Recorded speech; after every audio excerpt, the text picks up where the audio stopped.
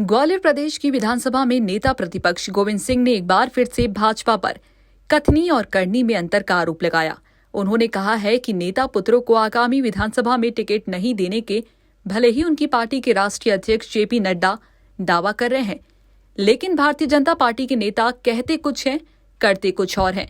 गोविंद सिंह ने कहा कि नड्डा की सास पूर्व में लोकसभा अध्यक्ष रही। कैलाश राष्ट्रीय महासचिव होने के साथ ही उनके बेटे को पिछले विधानसभा चुनाव में विधायक का टिकट मिला था।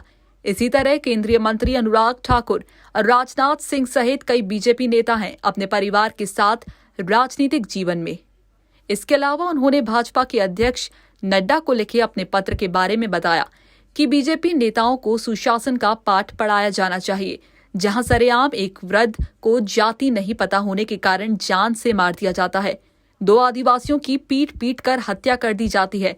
ऐसे में सुशासन का दावा करने वाली प्रदेश की शिवराज सरकार का असली चेहरा अब लोगों के सामने आ रहा है। ये सरकार कमजोर, शोषित और वंचित वर्ग के आरक्षण पर डाका डालने की कोशिश कर रही है, जबकि कांग्रेस सरकार ने हमेशा कमजोर वर्गों का साथ दिया है।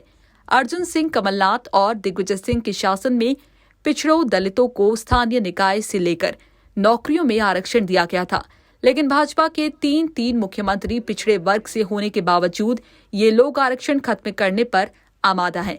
इसी तरह गोविंद सिंह का ये भी आरोप है कि सरकार का भ्रष्टाचार में लिप्त अधिकारियों को पूर्ण समर्थन है। यही कारण है कि उन्होंने कई वरिष्ठ अधिकारियों के खिलाफ चालान पेश करने पर रोक लगा रखी है।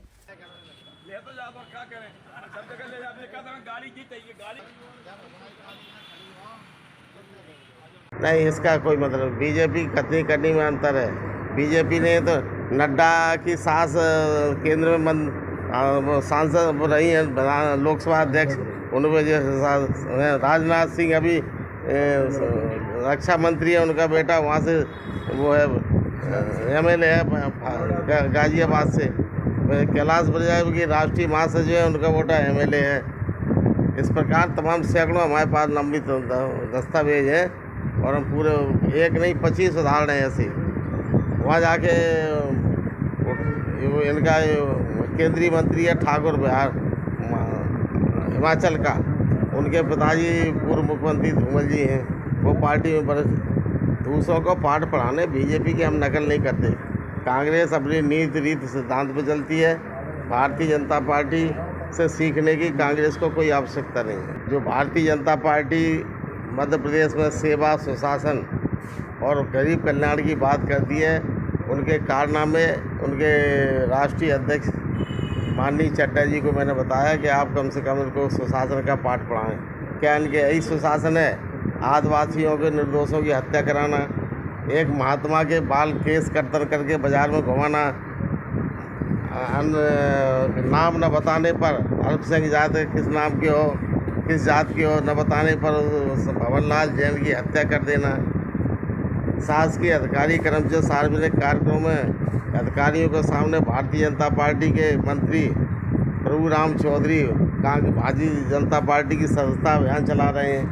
कौन से जैसे उसमें आता है सुशासन में? अधिकारी कर्मचारियों के छापे लग रहे हैं, रोजाना भ्रष्ट अधिकारी पकड़ रहे हैं। मुख्यमंत्री ने IPS IAS अधिकारियों के खिलाफ जो चालान पेश करना थे उस पर रोक लगा दी है। ये क्या सुशासन में आते हैं? ये सब कुशासन है। इसलिए उनसे कहा था, हमने आग्रह किया कि आप आए हो तो कम से कम अपने मंत्रियों को, विधायकों को, मुख्यमंत्री को सुशासन का पाठ पढ़ा के जाएं।